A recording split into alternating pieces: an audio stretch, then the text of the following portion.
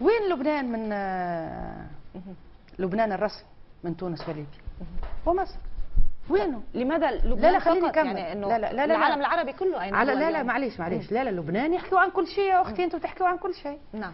انتم قلت لك المجتمع الوحيد الواحد ممكن يحكي. انا اقول لك لن انا اقول لك لن اقطع عليك، ولكن هناك من يقول بان المقاومه اللبنانيه حكومة سعد الحريري في ايام حكومه نعم. سعد الحريري ايام الثوره التونسيه لم تصدر اي بيان لا رسمي ولا غير، لم تعزي ولم تهنئ، صح؟ نعم. طيب وانا اوجه كلامي بالتحديد الان، انا السنيه اوجه كلامي الى الشيخ رشيد قباني. نعم. واقول له يا شيخنا ومولانا وانت على راسي، ألسنا من أهل السنة والجماعة يا شيخ؟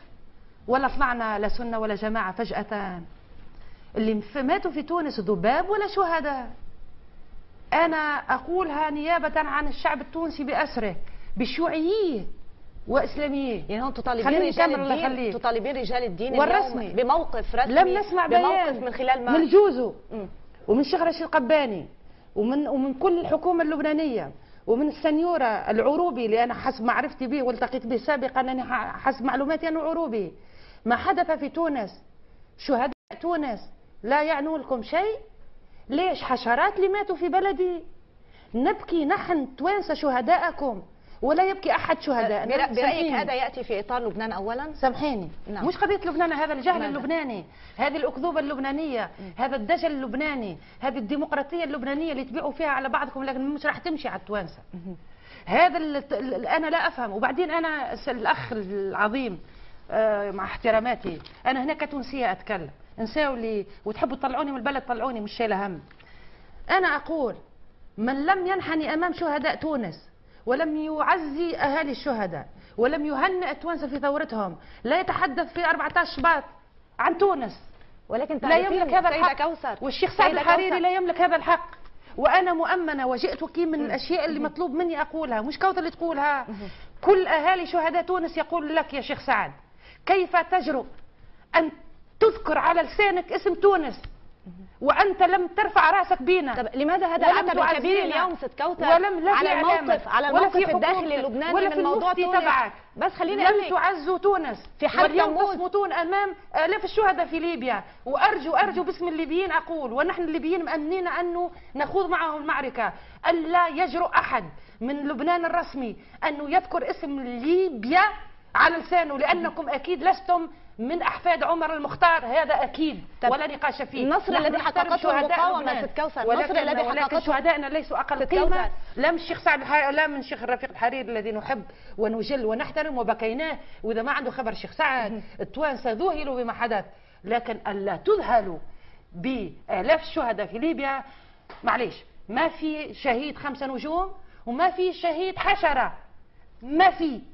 ومن لم يحترم بلدي يعذرني وما يلومني واقطعوا إقامتي وطلعوني من هذا البلد ولن أأسف، لأني بلدي وأهالي الشهداء أهم عندي من لبنان. بإطار هيدا العتب ست كوثر خلينا نرجع. هذا غضب، هذا حق هيدا الغضب. خليني ارجع بس لحرب تموز بال 2006. انا لا اعتب والنصر الذي حققته المقاومه لأني لازم في الوقت الذي كان يقتل فيه اولادنا. الشعوب لن تنسى ولا تسالون يوما ما لماذا سنتفرج عليكم يا لبنان.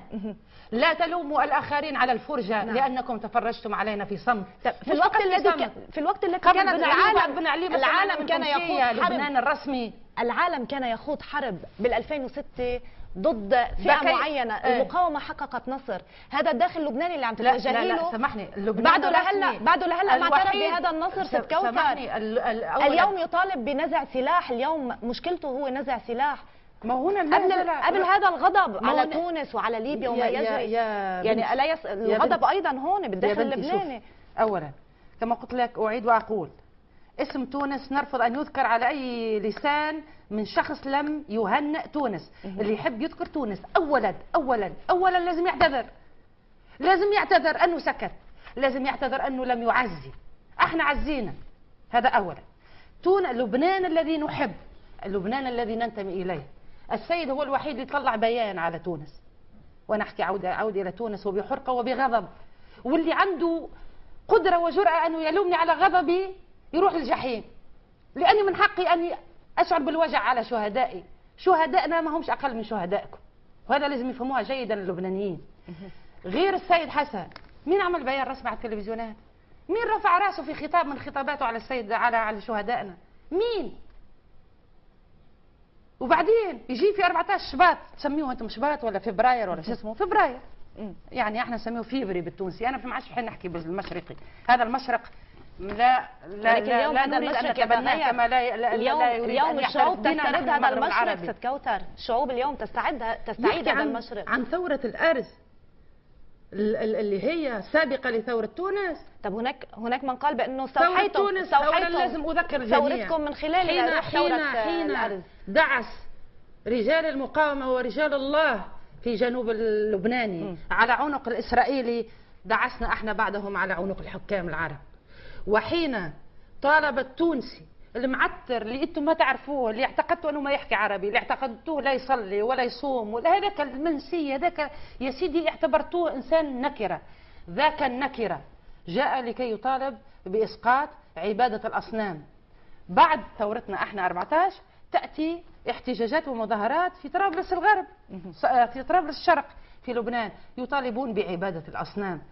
وتلوميني ما ازعل انا كتونسيه انه نحن نسقط رئيس دكتاتور مكنه قمع لكي ياتي اخواننا في طرابلس يطالبون بتثبيت المشيخه والمملكه والدكتاتوريات؟ كيف تركب؟ ويطلع الشيخ سعد يقول انه احنا سبقنا تونس. لا لا لا لا لا لا لا، مش لو تكون شيخ، لو تكون ملك الملوك، لو تكون ملك الملوك انت لا تملك هذا الحق لكي قول اللي تحب بدون تونس، قول اللي تحب يا اخي، قول موريتانيا قبلك ولا بعدك، ولا قول اي بلد قبلك. تونس لا، تونس لا، تونس وليبيا لا. طب الشيخ سعد اليوم فتح معركه ضد وتخيل انت ضد السلاح، تخيل الجماعه ضد المقاومه، ضد السلاح، ومع امريكا يربطوا اسمنا احنا ضد اسرائيل وضد امريكا وضد الصهاينه وضد كرامتنا المهدوره، واحنا مع المقاومه ومع السيد حسن وهو سيدنا. وعلى فكره ضواحي السيد في كل العالم العربي، واللي ما عنده خبر يفهمها بقى، مش بس بير العبد ولا حاره حريك. تونس هي ضاحيه للسيد، ليبيا هي ضاحيه للسيد، المغرب العربي كله ضاحيه للسيد. يعني برايك ما يجري اليوم ست كوثر بدا السيد لازم يعرف انه ضواحيه كبيره بس لا يستهان بها. ما يجري اليوم برايك بدا بالانتصار الذي حققته المقاومه منذ العام 2000 مرورا من 2006 مدت هذه الشعوب بهيدا الامل 2006 بالتحديد بامكان النصر بامكانيه التغيير. بالنسبه للمغرب نعم 2000 ربما قيمتها كبيره وانا لا انكر ذلك. سقوط بغداد 2003 لا يمكن ان تستهيني بها.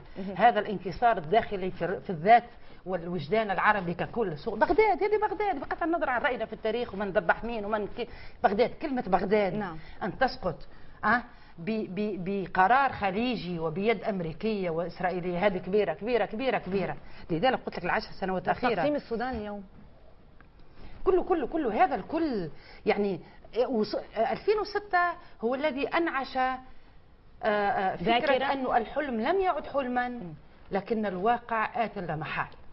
تغير 2006 ايش عملت في المغاربه؟ احنا كمغاربه ككل بالنسبه لنا انه كلمة مستحيل سقطت. إذا السيد استطاع فنحن على قد حالنا نستطيع. ربما لا نستطيع أن نواجه جيش إسرائيلي ولكن نستطيع أن نواجه جيش من الخونة. وهذا ما كبر في نفس الناس. في صمتنا احنا منعنا من مناصرة غزة في تونس، منعت مظاهرات، منعنا من مناصرة لبنان، لكن هذا الصمت كان يعتمل في الداخل، صمت كبر، كان يدوي يغلي يغلي يغلي يغلي، ولما انفجر مع البوعزيزي لعن والدين اللي امامه اللي وراه. بدنا نتوقف مع فاصل ست كوثر. وسامحيني راهو اسمع اذا انا على فكره وانا داخله على المبنى الاخ اللي تحت تبع الريسبشن قال لي زعلان.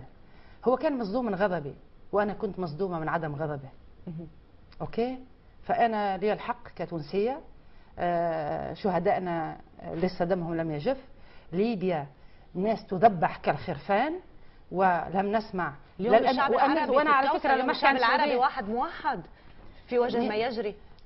طبعا ليبيا على صعيد الشعوب العربية اليوم. اختي انا بيني وبين انا جابسيه، انا منطقتي اسمها جابس، مدينه اسمها جابس، بيني وبين طرابلس الليبيه اقل من 200 كيلومتر، وبيني وبين العاصمه التونسيه اكثر من 500 كيلومتر.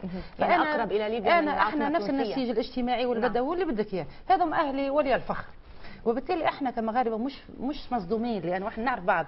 المصدوم هو المشرق. حضرتكم يا لبنانيين اللي مش فاهمين مين هذا مطلعوا ملمومين، طبعا ملمومين. احنا مسلمين، احنا مسلمين. في شخص توفى عنا احنا على الفيسبوك، طلعناها ان شاء الله مره اجيبها لك، وهو يلفظ انفاسه الاخيره، احد شهداء ليبيا، قبل ما يقول اشهد ان لا اله الا الله عمل صبعه هيك ويصوروا فيه بالموبايل، قال لهم امانه تخبروا السيد انه في ليبيا هناك ايضا رجال يستشهدون.